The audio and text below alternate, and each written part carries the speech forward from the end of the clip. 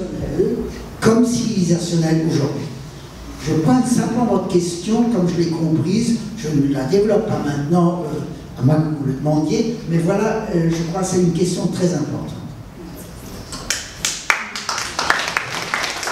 Alors, je crois quand même que vous avez un peu interpellé pas mal de personnes par rapport à ce point religieux.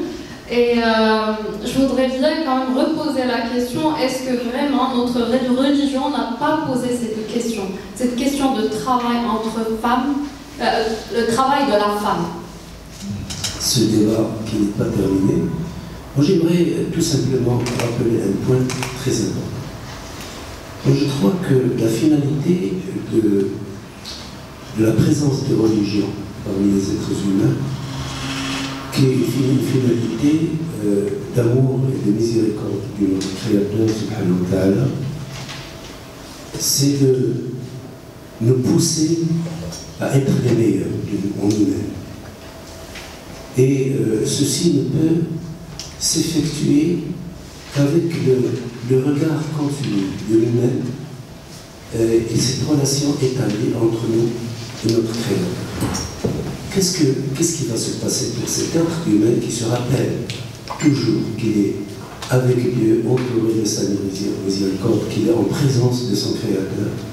Eh bien, il va tout simplement surveiller ses actes. Il va les embellir, ses actes. Et le prophète Mohammed sallallahu alayhi wa sallam nous a dit: ne crois pas. Ne crois pas, vous n'allez croire, en français, d'ailleurs, personne d'entre vous ne croirait avant qu'il aime pour l'autre ce qu'il aime pour soi-même. Donc, cette affaire, la logique dominante actuelle pousse les êtres humains à l'individualisme, à se concentrer sur soi-même et sur son propre intérêt, même quand il est avec sa femme et ses enfants. Et même si la femme est avec ses enfants en son âme. Cet individualisme déstabilise les familles, et si les familles sont déstabilisées, les sociétés sont déstabilisées. Eh bien, les gens qui veulent actuellement établir dans ce monde une logique de gain concentrée entre les mains de certains, d'une minorité de notre humanité, et faire travailler toute l'humanité pour elle-même, veulent déstabiliser les gens pour mieux les contrôler, pour mieux en profiter et les exploiter, et pour mieux les pousser à produire ce qu'ils doivent consommer. Alors comment arrêter cela? Eh bien, tout simplement, chacun d'entre nous doit aimer pour l'autre ce qu'il aime pour soi-même. Cet esprit communautaire fort entre les êtres humains devrait s'établir. Je vous donne un exemple. Il y a une trentaine d'années, est apparu en Angleterre, parce que l'Angleterre c'est le pays qui a utilisé la société industrielle le plus et avant tout le monde. Donc c'est le modèle de la société oligarchique industrielle. Et bien est apparu un couple qui ne se rencontre que le week-end. La femme travaille dans une ville, le mari arrive dans une autre, ou bien dans la même ville, et c'est le samedi dimanche qu'ils se rencontrent. Alors imaginez comment les enfants vont être, s'il y a des enfants. Ils ont encore l'occasion d'avoir des enfants. Comment ils vont être éduqués? Alors, maintenant, on dit que nous avons les moyens de travailler à Paris et de vivre à Lille, parce qu'il y a le TGV en 1h30, nous pouvons faire ça. Ça, c'est un premier point. Le rythme imposé. C'est le rythme imposé qu'on accepte parce que nous voulons gagner de l'argent. Mais en réalité, cet argent qu'on nous donne, il est démultiplié par je ne sais pas combien pour les gains de ceux pour lesquels nous sommes en train de travailler en le sachant ou en ne le sachant pas. Deuxième chose, le travail quotidien. Moi, la femme qui est dans une fonction publique est poussée à avoir un rythme parce qu'il y a une quinzaine d'années, une vingtaine d'années, je vais au bureau, je reviens à midi, je repars à 14h et je reviens à 18h. Donc il y avait un moment où la famille se retrouvait quotidiennement. Donc, cette partie-là est d'une manière presque universelle en train de se généraliser, même au Maroc qui a commencé à résister et c'est pour ça terminé. Pendant le moment du repas, etc., mais on ne voit pas les enfants. Donc ce repos, cette ère de repos familial quotidien est également en train de disparaître et bientôt nous allons avoir des couples qui vont se rencontrer le week-end, si on continue comme ça. Voilà, donc nous sommes très développés, c'est une évolution. On va appeler ça évolution. Alors, vous voyez très bien que le chemin le plus court, c'est les droits chemins. Quand moi je veux partir d'un point à un autre, je peux faire comme ça, mais si je fais comme ça, c'est plus rapide. Vous savez, c'est très simple. Et bien, le droit chemin, c'est celui qui est assisté par votre Créateur. Dans chaque acte, posez-vous la question, où est Dieu? Et vous allez voir que vous allez résoudre tous les autres problèmes.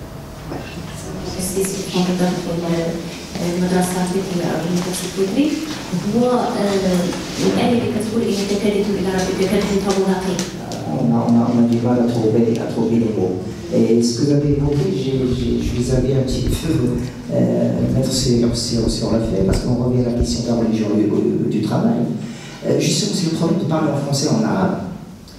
Quand on utilise le mot travail en français, on a l'impression qu'on parle plus de travail dans l'entreprise et en travail, qu'il y a un équivalent financier.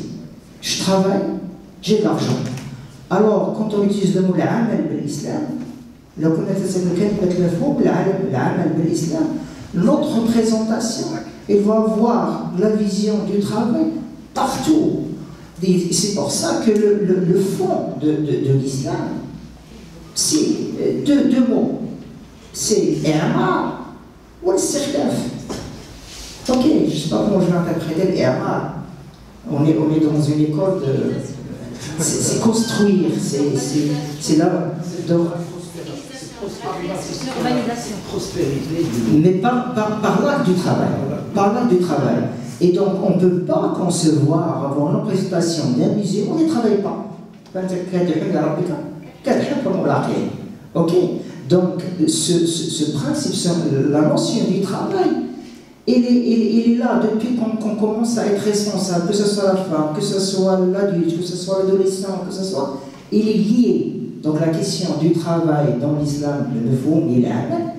Et il est là, donc on le pose même pas. Et c'est pour ça que justement il faut sortir la notion du travail chez la femme, c'est pas qu'elle travaille. Et c'est pour ça normalement que la femme qui est chez elle, qui fait son travail, elle devait avoir un salaire.